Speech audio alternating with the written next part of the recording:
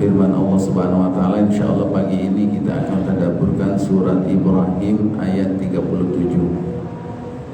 Surat Ibrahim ayat 37, yaitu ayat yang menjelaskan tentang apa yang dilakukan oleh Nabi Ibrahim alaihissalam kepada keluarganya.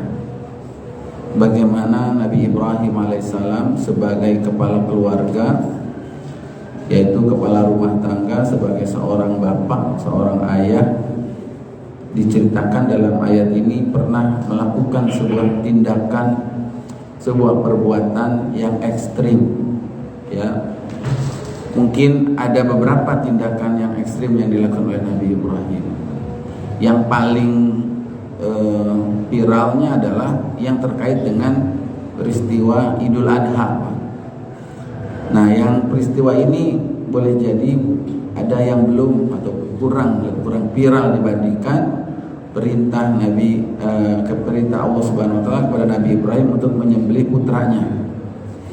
Nah, yang ayat 37 ini adalah Nabi sallallahu alaihi wasallam, Nabi Ibrahim alaihissalam meletakkan anak dan istrinya yang masih lemah, yang baru melahirkan, ya, diperintahkan untuk ditinggalkan di sebuah padang pasir, di sebuah lembah yang tidak ada tanamannya, yang tidak ada ghairi dzi zar'in 'inda baitikal muharram, lembah yang tidak ada tanamannya, bahkan masih kosong. Waktu itu belum ada Ka'bah, juga belum ada.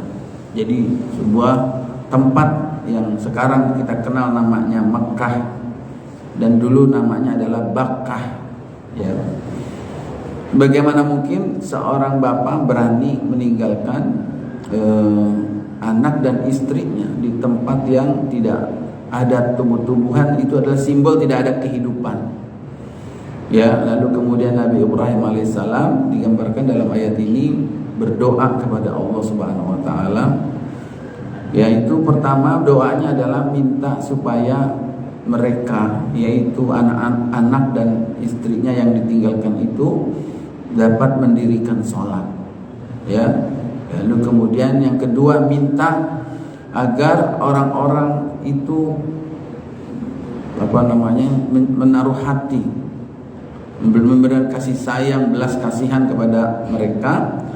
Dan baru kemudian yang ketiga, minta diberikan rezeki, ya. Nah, ini para jamaah sekalian ayatnya. A'udzubillahi minasyaitonirrajim. Bismillahirrahmanirrahim. Rabbana inni askantu min dzurriyyati. Ya Allah, ya Tuhan kami, sesungguhnya aku telah menempatkan sebahagian dari anak cucuku, yaitu di sebuah biwadin ghairi dzi zar'in, di sebuah lembah yang tidak ada tanamannya. Jadi ayat ini disajikan oleh Allah dalam bentuk doa, doa Nabi Ibrahim terhadap apa yang dia lakukan. Jadi dari doa ini kita bisa menangkap bahwa apa yang dilakukan oleh Nabi Ibrahim, yaitu meninggalkan anak dan istrinya. Lalu kemudian barulah doanya itu disebut, ya, inda baitikal muharram rabbana liyuqimus shalah faj'al afidatan minan nasi tahwi ilaihim warzuqhum minas samarati la'allahum yashkurun. Ini sebenarnya bisa menjadi salah satu pilihan doa berjamaah, doa seorang bapak khususnya. Tapi entah doanya ini kelihatannya populer nggak, Pak? Bapak udah pernah dengar doa ini? Rabbana liyuqimus shalah faj'al afidatan minan nasi tahwi ilaihim warzuqhum minas samarati la'allahum yashkurun. Apa permintaannya para jemaah? Yaitu yang pertama adalah tadi, minta agar mereka itu menjadi ahli sholat, keluarganya tersebut mendirikan sholat. Yang kedua apa? Minta orang-orang yang ada di sekelilingnya itu punya sikap yang baik, mencintai mereka, ya, menaruh belas kasih sayang kepada mereka. Jadi ada hubungan ibadah sholat, yang kedua adalah hubungan sesama manusia, supaya orang-orang itu tidak dimusuhi dia sama orang-orang, dan justru kebalikannya disayangin. Dan yang ketiga para jamaah adalah minta baru diberikan rezeki. Ya, baru urusan rezeki itu yang ketiga. Dan yang keempat para jamaah, minta agar mereka itu pandai bersyukur kepada Allah Subhanahu wa taala, la'allahum yashkurun. Nah, ini para jamaah ayat surat Ibrahim ayat 37. Jadi kalau dalam tafsirnya para jamaah mungkin sudah beberapa kali kita dengar ini bahwa Nabi Ibrahim alaihissalam diperintahkan oleh Allah untuk meninggalkan anak dan istrinya di sebuah tempat tersebut. Nah, mungkin muncul pertanyaan, apa yang menyebabkan Nabi Ibrahim ini mau melakukan itu? Kira-kira apa para jemaah? Ya, yaitu ada banyak penjelasan-penjelasan yang tersebar di masyarakat tentang perilaku Nabi Ibrahim ini. Ya, ada yang mengatakan, oh, apakah karena Nabi Ibrahim itu kan menikahi Siti Hajar ya. Siti Hajar itu adalah budaknya Nabi Ibrahim. Istri aslinya adalah Siti Sarah. Karena sudah lama tidak memiliki keturunan, lalu kemudian menikahlah dengan Siti Hajar sebagai budaknya. Dapatlah anak Nabi Ismail alaihissalam. Apakah karena Sarah mulai cemburu sama Siti Hajar ini? Awal mulanya diizinkan, ya udah nikah deh kamu sama Hajar, yang penting dapat keturunan buat melanjutkan perjuangan. Tapi begitu sudah dapat keturunan, namanya wanita, namanya manusia, mulai ada kecemburuan. Lalu kemudian supaya menjaga kondusifnya, akhirnya Siti Hajar dipisahin, ditinggal di sebuah tempat yang sekarang jadi nama Mekah. Apakah yang melatar belakangnya karena kecemburuan kah? Para jamaah sekalian yang berbahagia, ataukah kalau kita lihat dalam konteks ayat itu, ternyata kalau kita lihat ayat sebelumnya, dua ayat sebelumnya, satu ayat atau dua ayat sebelumnya, itu ternyata sedang membicarakan konteksnya bahwa wilayah daerah Nabi Ibrahim alaihissalam tinggal itu adalah sedang maraknya menyembah patung, sedang maraknya menyembah berhala.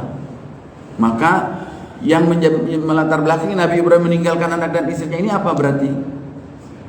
Ingin mensterilkan mereka dari pengaruh berhala tersebut. Nabi Ibrahim alaihissalam tidak mau anaknya tumbuh di lingkungan yang tidak baik. Anaknya tumbuh nanti akhirnya terkena penyakit yang amat sangat berbahaya, penyakit yang amat sangat mengancam, yaitu menyembah patung berhala. Bapaknya sudah menyembah patung, ya, bahkan membuat patung Azar itu. Maka Nabi Ibrahim tidak mau anaknya, maka akhirnya ditinggalkanlah di sebuah tempat yang kosong tadi. Nah, kalau kita melihat konteks urutan ayatnya, ternyata motivasi yang melatar belakangi Nabi Ibrahim melakukan perbuatan yang ekstrim itu adalah itu. Nah, apa tadaburnya para jemaah?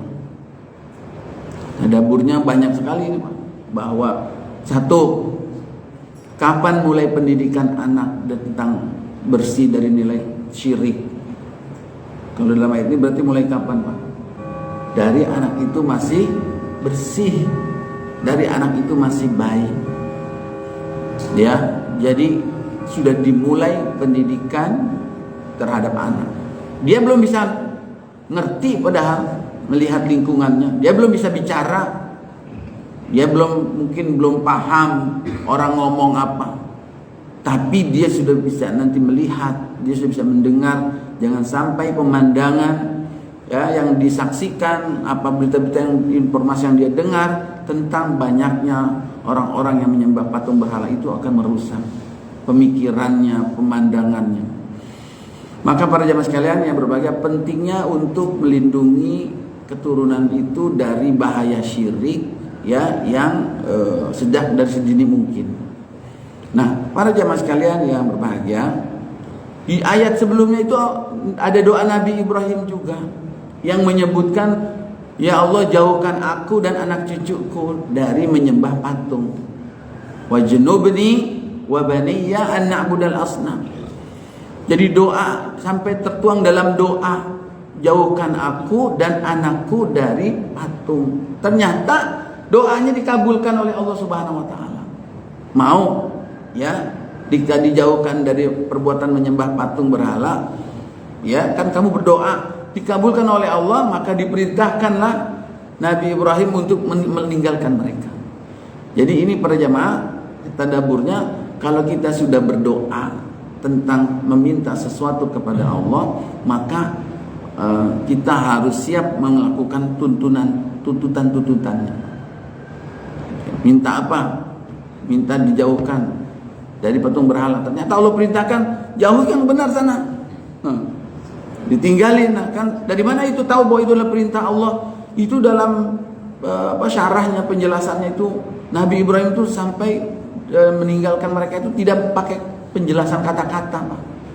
Kirain diajak jalan mau kemana, mau ke puncak, ya. Kirain diajak jalan-jalan mau ke Pila, mau ke ke Cibodas barangkali.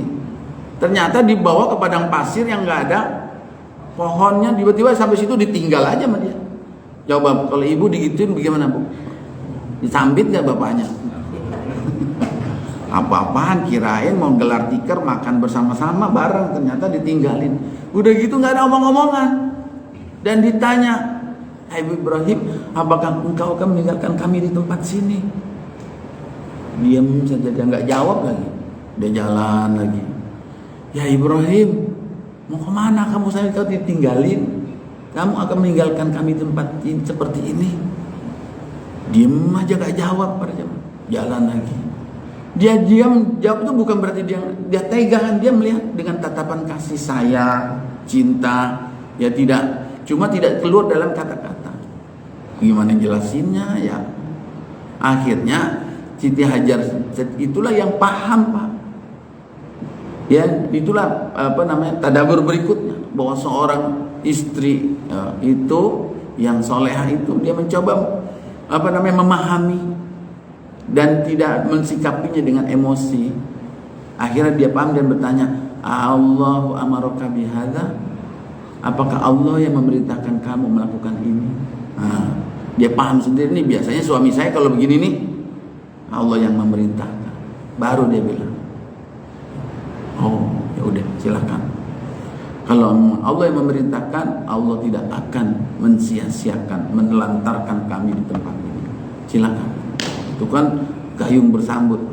Ya, udah suaminya tawakalnya tinggi, istrinya pun demikian. Dan nggak pakai nunggu nanya dulu mana ATM-nya. Orang nggak ada ATM di sono. Mau bawa sampai mau ada GoFood, GoSend nggak ada di sono. Pohon juga nggak ada. Tapi dia begitu yakin Allah nggak akan mensia-siakan.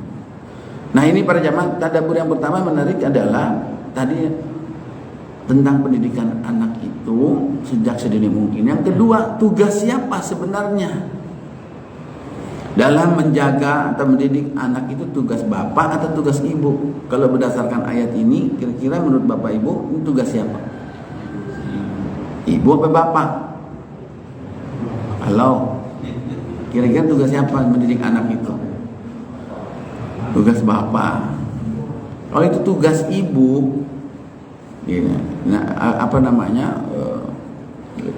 dia tidak akan Siti Hajar juga mau ke sana. Justru yang meninggalkan itu adalah menempatkan di tempat itu adalah Nabi Ibrahim alaihissalam. Tapi meskipun itu tugas seorang bapak, anak itu di usia masih kecil itu didekatkan oleh ibunya, tidak dipisahkan jauh. Sama bapaknya mungkin gak apa-apa karena masih kecil pada zaman. Tapi kasih sayang ibu, ada ASI-nya dan lain sebagainya, itu lebih dekat kepada anak. Ya, Nabi Muhammad SAW, kalaulah pendidikan itu adalah dari kecil itu adalah oleh bapaknya, Nabi Muhammad lahir udah gak ngeliat bapak dan lebih dekat dengan ibunya, bahkan ditaruh di pegunungan jauh dari ibunya itu. Ya. Nah, kalau dalam konteks Nabi Ibrahim ditinggalkan oleh suaminya, oleh Nabi Ibrahim, tapi dia bersama dengan Siti Hajar ibunya. Nah, baru kemudian bapak itu memainkan peran pendidikan itu adalah ketika anak itu sudah mulai beranjak dewasa. Nah, baru kisah bersama Nabi Ismail itu bersama Nabi Ibrahim adalah ketika sudah dewasa, diajak membangun Ka'bah dan ada dialog dan lain sebagainya. Jadi para jamaah sekalian yang berbahagia, kalau ada yang bilang tugas bapak mencurahkan kasih sayang, tapi yang memberikan arahan itu tegas bapak. Di dalam Al-Quran surat Luqman aja yang ngasih arahan kepada anaknya siapa? Bapaknya. Qala ya bunayya wa id qala Luqmanu li ibnihi wa huwa ya'idhuhu ya bunayya la tusyrik billah. Ingatlah ketika Luqman berkata kepada anaknya, dan saat itu dia sedang menasihati anaknya, ternyata isi pesannya adalah, wahai anakku, jangan engkau menyekutukan Allah Subhanahu wa taala. Nah, ini ternyata para jamaah sekalian, pendidikan tauhid, pendidikan akidah itu dari kecil, dari sedini mungkin itu sangat penting sekali. Jadi kalau Bapak Ibu, para jamaah sekalian yang berbahagia, kalau kita rasakan, kalau kita lihat di sekeliling kita ada konflik, ada perbedaan pendapat, ada masalah, cekcok, biasanya itu kebanyakan anak sama ibu apa anak sama bapak. Kalau cekcok, anak sama anak ada, Qabil dan Habil. Ini anak sama bapak apa anak ibu banyakkan cekcoknya? Tergantung, Ustaz. Ya. Kalau saya sama bapak, kalau dia sama ibu. Jadi bisa saja cekcok. Tapi ternyata uniknya adalah para jamaah, dari masih kecil anak itu boleh jadi akrab dengan orang tuanya. Mau apa ulang tahun dikasih hadiah untuk membahagiakan anaknya. Diajak jalan-jalan, diajak makan-makan dan lain sebagainya. Tapi begitu sudah besar, banyak bapak dan orang tua itu tidak menyangka kok anaknya malah meninggalkan dia. Kok anaknya malah berani membentaknya. Kok anaknya malah berani melawan, menentangnya. Aku gak salah didik, perasaan masih kecil diperhatikan. Semua kebutuhannya diperhatikan. Sekolahnya, ngajinya, semuanya diperhatikan. Begitu sudah besar ternyata meninggalkan bapaknya, meninggalkan ibunya. Kenapa itu bisa terjadi para jamaah? Pikir-pikir, terdaburin, ternyata di masa masih kecil itu nilai-nilai tauhid, nilai-nilai akidahnya kurang ditanamkan. Dekat boleh, kasih fasilitas silakan, tapi jangan lupa kebutuhan anak untuk diperkenalkan dengan Allah Subhanahu wa taala. Dan udah mulai ditanamkan nilai-nilai birrul walidain, berbuat baik kepada kedua orang tua. Apapun yang terjadi, kamu nanti sudah dewasa, dari kecil itu sudah ditanamkan. Ternyata ada orang tua umumnya yang terjadi itu adalah karena ada yang miss, yaitu menanamkan itu. Jadi para jamaah sekalian yang berbahagia, kisah Nabi Ibrahim ini adalah menginspirasi kita. Mengapa Nabi Ibrahim AS meninggalkannya di padang pasir? Tidak ada pohon. Bisa saja itu para jamaah disalahpahami oleh keluarganya, bahwa bapak tega, bapak kejam, bapak nggak sayang sama anak sama istri. Kenapa? Kok ditaruh di padang pasir? Di mana-mana bapak itu tanggung jawab. Nah, ini ada yang bis nih, Pak. Kalau tidak dipahami, seenaknya bapak nggak bertanggung jawab, mau enaknya aja, nggak mau anaknya. Jadi para jamaah sekalian yang berbahagia, ternyata di situ yang ingin ditanamkan adalah bukan yang ditangkap oleh keluarganya, adalah bukan kejamnya bapak, tapi bapak ingin menjelaskan tentang bahaya syirik, bahaya menyembah patung berhala. Itu satu. Yang kedua apa para jamaah? Pentingnya bertawakal kepada Allah Subhanahu wa taala. Bersandar kepada Allah Subhanahu wa taala. Itu ditinggalkan di padang pasir, tidak ada pohonan, itu adalah untuk mendekatkan dia kepada Allah. Bahwa di alam ini tidak ada siapapun yang bisa menjamin kehidupan kamu kecuali Allah Subhanahu wa taala. Jadi jangan nanti bersandar atau jangan nanti berharap mencari sesuatu itu kepada selain Allah Subhanahu wa taala, karena yang memenuhi semua kebutuhan kita adalah Allah. Itu pendidikan yang Kalau zaman sekarang dibilang ekstrim gitu Pak. Yang kalau pesannya nggak sampai kepada anak, kepada istri, itu malah jadi masalah. Berapa banyak anak yang merasa dari masih kecil dia dibuang oleh orang tuanya di pesantren. Dibuang. Kalau orang dulu bilangnya dibuang pesantren ya. Di pesantren ini, bapak nggak sayang sama saya, nggak mau didik saya. Dari masih kecil saya nggak dapat kasih sayang. Itu ada miss tuh Pak. Ya, komunikasi yang nggak sampai. Bahkan digoreng itu di dalam pemberitaan bahwa jangan mau di pesantren ya, atau bapak yang tidak kurang kasih sayang memsantrenkan anaknya, padahal itu dia sedang mensterilkan, jangan sampai nanti lingkungannya dan lain sebagainya, dia ingin kebaikan semuanya. Nah ini para jamaah, Rabbana inni askantu min dzurriyyati biwadin ghairi dzi zar'in. Jadi itu yang ketiga ya. Adapun yang berikutnya para jamaah adalah bahwa ada harapan yang diinginkan oleh seorang bapak ya, dalam hal ini Nabi Ibrahim alaihissalam, yang tertuang dalam doa dan ada hubungannya dengan apa yang diberikan oleh Nabi Ibrahim. Itu ada korelasinya para jemaah. Jadi antara harapan dengan sikap perilaku yang dilakukan oleh seorang bapak. Kalau ditanya bapak mana yang tidak sayang sama anaknya, ya semua bapak, semua orang tua itu pasti sayang.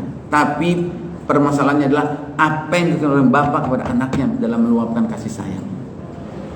Ada seorang bapak yang dia dahab, dia punya harta, dikasih semuanya. Ada yang dia punya juga bapaknya itu, tapi tidak semuanya diberikan sama dia. Diberikan sesuai dengan yang baik kebutuhan dia. Karena ini dalam rangka mendidik anak.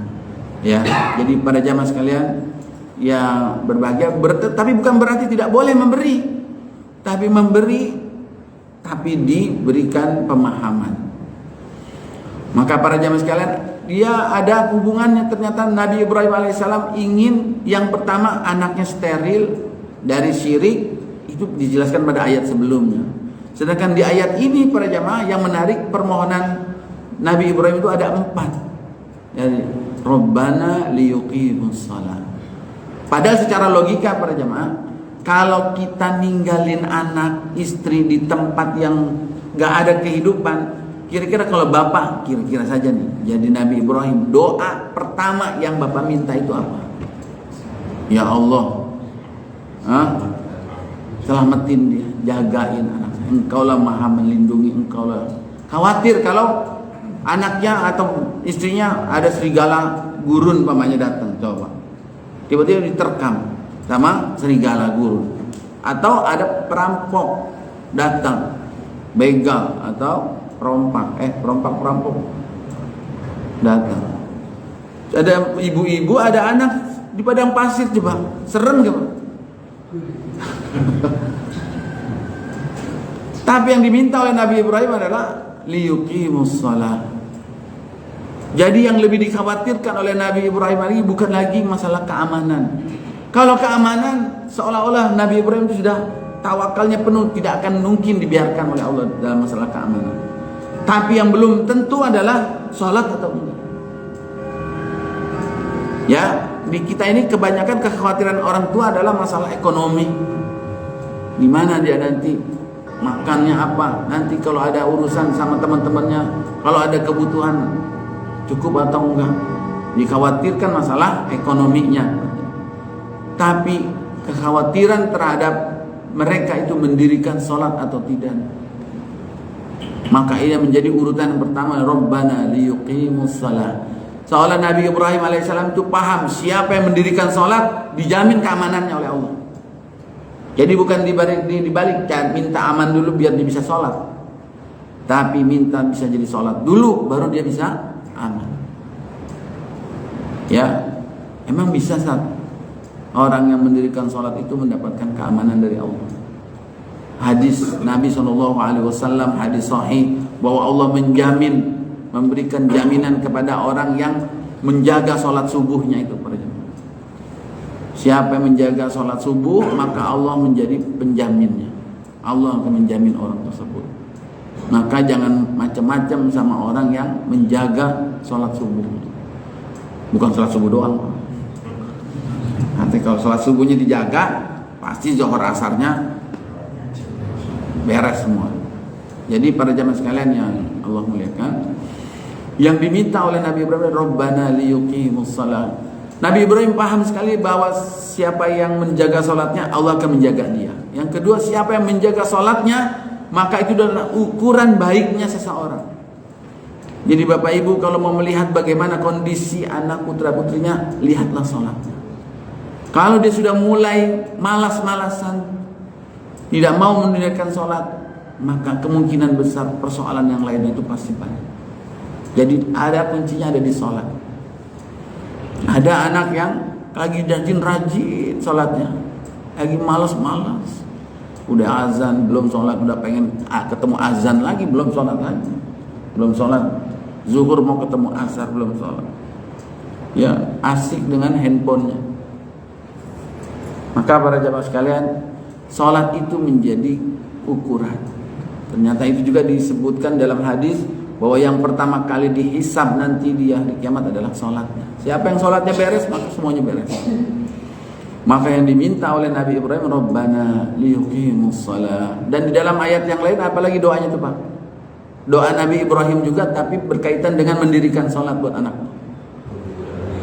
Ayo, Rabbi ja'alni muqimas shalah wa min dzurriyyati. Itu doanya di ayat berikutnya tuh Pak. Padahal di ayat 37 sudah ada Rabbana liyuqimus shalah, dan ayat berikutnya mintanya apa? Ya Allah, jadikanlah aku dulu sebagai orang yang muqimas shalah, orang yang ahli sholat. Bapaknya memberikan teladan, baru minta wa min dzurriyyati. Begitu juga dengan anak cucu keturunanku. Jadi para jamaah sekalian berbahagia, kesedihan seorang bapak, seorang anak, seorang bapak, seorang ibu yang soleh dan soleha, itu adalah ketika melihat anaknya tidak perhatian lagi dengan sholat. Sedihnya itu luar biasa. Buat para anak yang mendengar ini, tolong perhatikan itu. Dan kebahagiaan seorang bapak, seorang ibu yang soleh dan soleh adalah tidak ada yang melebihi dari orang yang mendirikan anaknya, yang mendirikan, menjaga sholatnya luar biasa. Itulah cara membahagiakan kedua orang tua, bahwa jaga sholat 5 waktu, terutama yang wajib dan juga apalagi yang sunnah-sunnahnya. Jadi Bapak Ibu, para jamaah sekalian, ya Allah muliakan. Baru kemudian Nabi Ibrahim meminta apa? Faj'al af'idatan minan nas tahwi ilaihim. Baru itu terbesit kekhawatiran Nabi Ibrahim AS terhadap lingkungan. Kalau ada orang-orang yang ketemu sama dia takutnya ingin berbuat jahat, maka diminta dibentengin, jadikan hati orang-orang itu memberikan cinta dan kasih sayang, bukan pengen jahatin. Tahwi ilaihim. Begitu juga para jamaah sekalian, kalau kita melepas anak kita, ya yang mau safar umpamanya, mau sekolah di luar negeri, mau safar jauh dalam perjalanan berhari-hari, mau kuliah di daerah orang lain, atau mau ditempatkan di pesantren, atau mau dilepas karena menikah, punya akan mendapatkan kehidupan baru.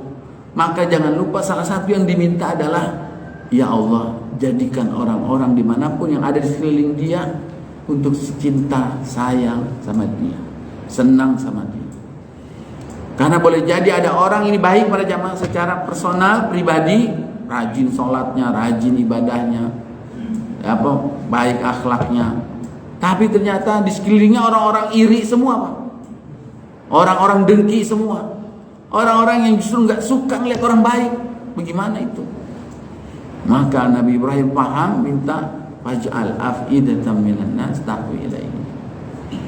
Ya Allah, sesungguhnya hamba memohon kepadamu ya Allah kebaikan negeri ini, tempat anak kita ada, dan juga kebaikan orang-orang yang ada di negeri itu.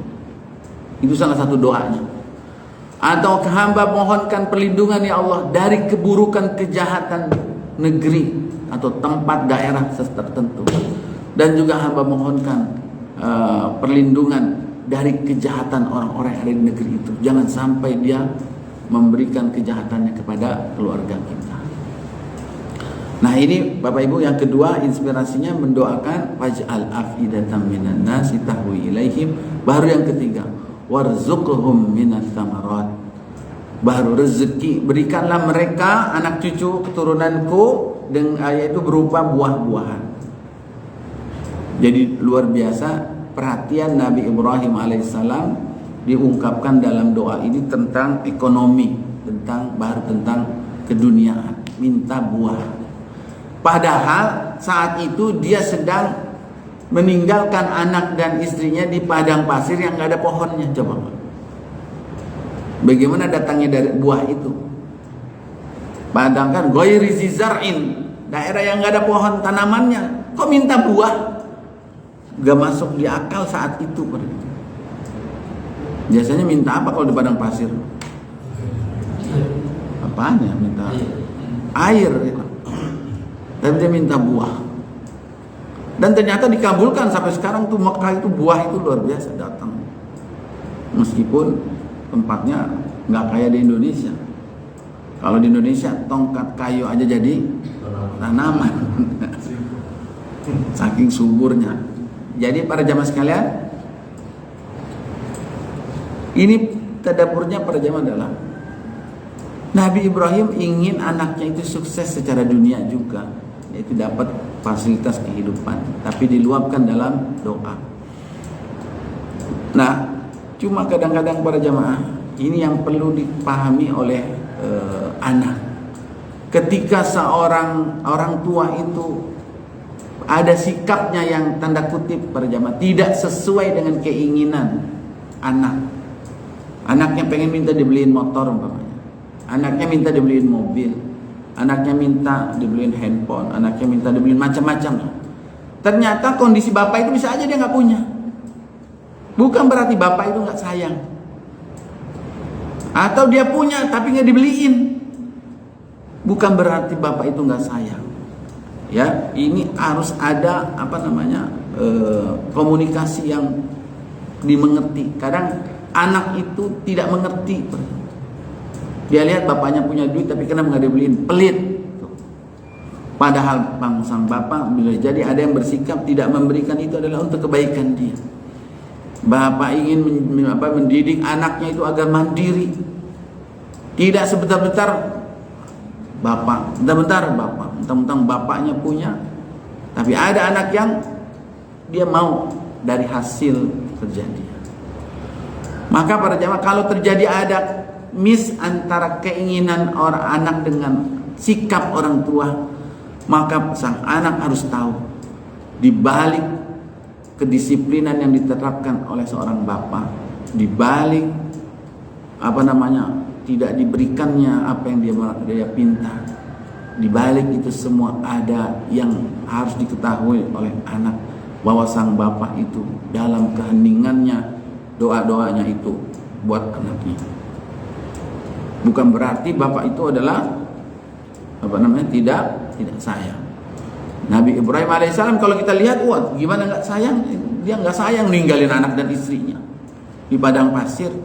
Tapi ternyata doanya buat mereka itu dahsyat. Warzuqhum minas samarat la'allahum yashkurun. Bahkan tujuan yang terakhirnya itu bahwa sang bapak membentengi, kalaupun nanti dikasih buah fasilitas hidup anak-anaknya ini, sang bapak minta jadikan mereka orang-orang yang pandai bersyukur. Bukan yang begitu dapat uangnya banyak, dapat sukses kerjaannya, terus dia lupa dengan bersyukur kepada Allah. Ini para jamaah sekalian yang berbahagia, ketika antara harapan dan sikap seorang bapak kepada anak, ini bisa kita tadaburi di situ, ya, bahwa jangan lupa seorang bapak meluapkan kasih sayangnya kepada anak sehingga melalaikan dia kepada Allah Subhanahu wa taala, melalaikan dia dari mendidik anak. Begitu juga sang anak, sang ibu, sang suami, istri. Jangan mentang-mentang kemudian dikasih semuanya ke fasilitas hidup, akhirnya dia salah gunakan, dia lupakan untuk mendidik anaknya. Ya, atau ketika seorang bapak tidak memberikan apa yang mereka inginkan dalam rangka mentaati Allah Subhanahu wa taala, hendaknya jangan disalahpahami bahwa sang bapak itu tidak menginginkan kebaikan. Karena ada doa-doa yang tidak diketahui oleh istri dan anak-anaknya dari seorang bapak. Tapi hari ini sudah lewat hari bapak, hari ayahnya. Ya. Tapi kita menyampaikan ini bukan dalam rangka hari ayah saja. Memang inilah ajaran Islam mengajarkan kepada kita. Ini barangkali para jemaah yang bisa kita tadabburi pada pagi hari ini, Al-Quran Surat Ibrahim ayat 37. Barangkali ada yang mau didiskusikan. Contoh atau cukup ibu-ibu, bapak-bapak? Oh ya. Saya awam yang soal yang sholat itu.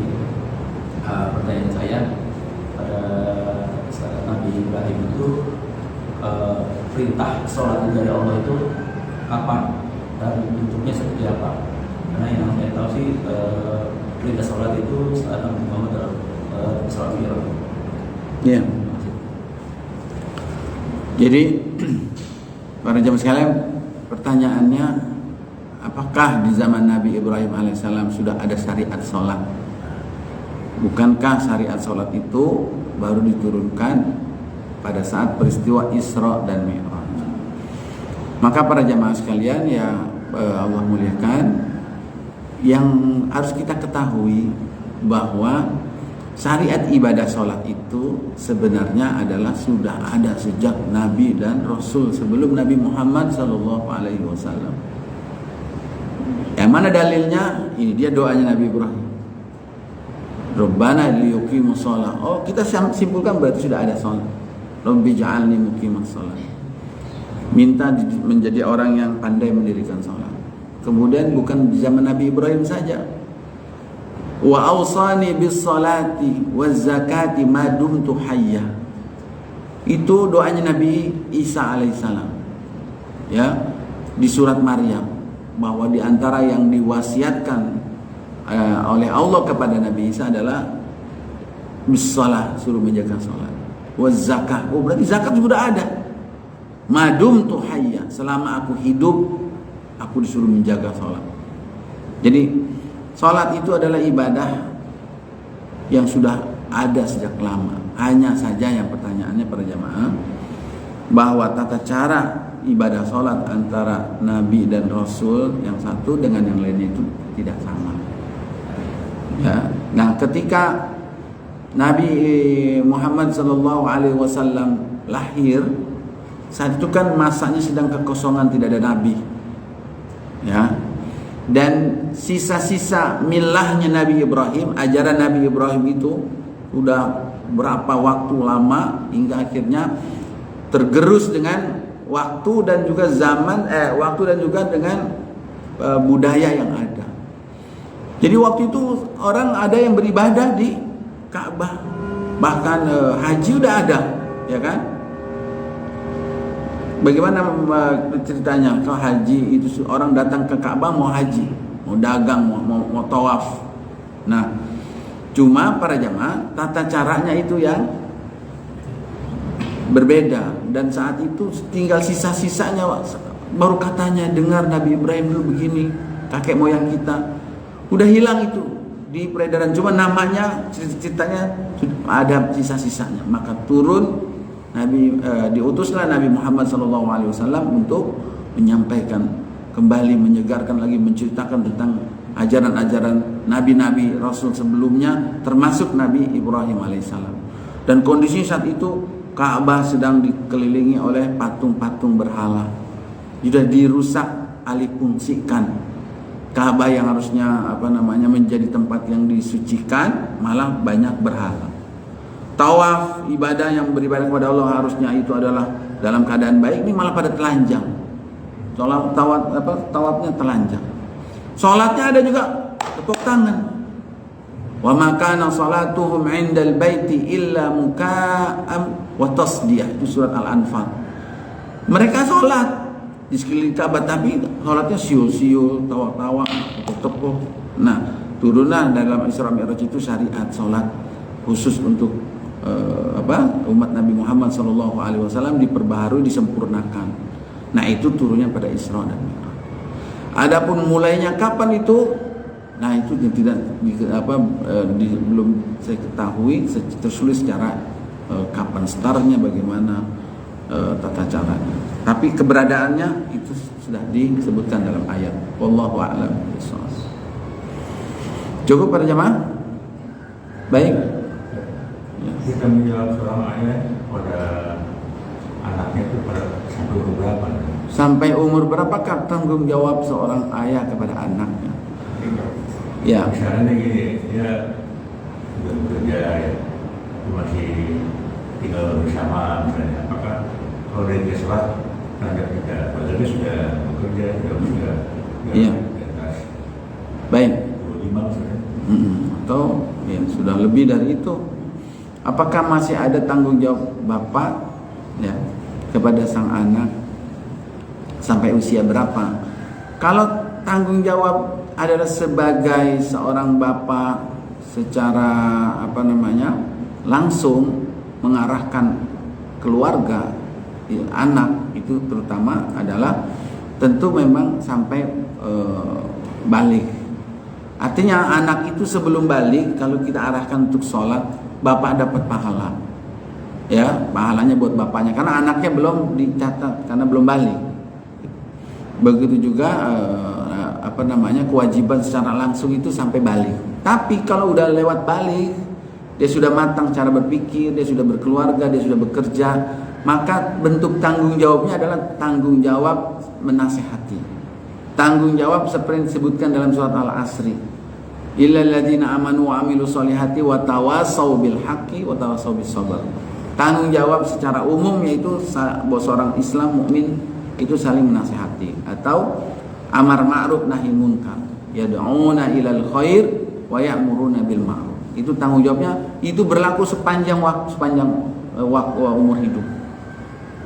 Kalau masih kecil sebelum balik, kata Nabi terikat, suruh anakmu umur 7 tahun.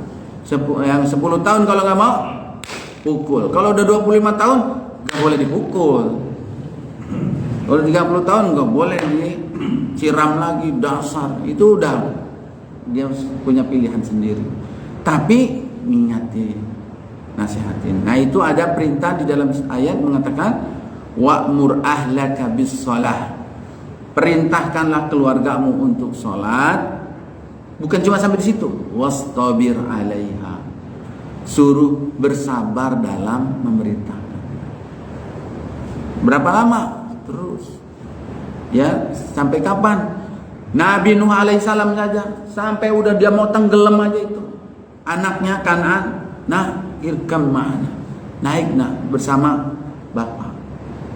Kalau orang udah putus asa, ya mampus dulu. Dari kemarin-kemarin diajakin ogah. Biarin tenggelam, mampus kalian. Kemarin dikasih tahu nggak mau. Tapi Nabi Nuh nggak putus asa. Bahkan Nabi Nuh udah tahu dia bakalan ditenggelamin. Akhirnya jadi nggak sampai putus sampai akhir hayat. Cuma caranya mungkin beda antara sudah dewasa dengan. Bahkan para jamaah sekalian berbahagia, tugas kita mengingatkan keluarga untuk sholat itu bukan tugas sebagai apa artinya nanti kalau dia nggak sholat dia dapat dosanya, bukan, karena udah masing-masing ditanggung. Tapi itu adalah sebagai nanti hujah kita pada hari kiamat bahwa saya sudah menjalankan tugas saya sebagai seorang bapak, mengingatkan. Sedangkan mereka mau sholat atau tidak adalah Allah Subhanahu Wa Taala yang punya kuasa. Maka para jamaah sekalian, bahkan ada orang yang ketika orang tuanya masih hidup disuruh sholat, dia nggak mau sholat. Tapi begitu orang tua sudah meninggal, dia rajin sholatnya. Untung apa yang nggak mau? Masih mendingan ya daripada ya. Masih mending. Jadi nggak boleh putus harapan. Itulah kira-kira yang bisa kita bahas pada pagi hari ini. Mudah-mudahan bermanfaat. Mudah-mudahan Allah jadikan keluarga kita keluarga yang sakinah, mawaddah warahmah. Hubungan kita antara kita dengan istri dan anak-anak kita hubungan yang dibalut dengan mahabbah, dengan cinta dan kasih sayang, dengan rahmah dan juga dengan ukhuwah, sampai Allah Subhanahu wa taala mengumpulkan kita kembali bersama keluarga kita di surga Allah Subhanahu wa taala. Allah berikan kepada kita anugerah berupa bakti anak di dunia ini dan juga di akhirat yang menjadi qurrata a'yun, menjadi penyejuk mata buat kita semua. Kita cukupkan dengan hamdalah, alhamdulillahirabbil alamin. Subhanaka Allahumma wa bihamdika asyhadu an la ilaha illa anta astaghfiruka wa atubu ilaik. Wal afu minkum. Wassalamualaikum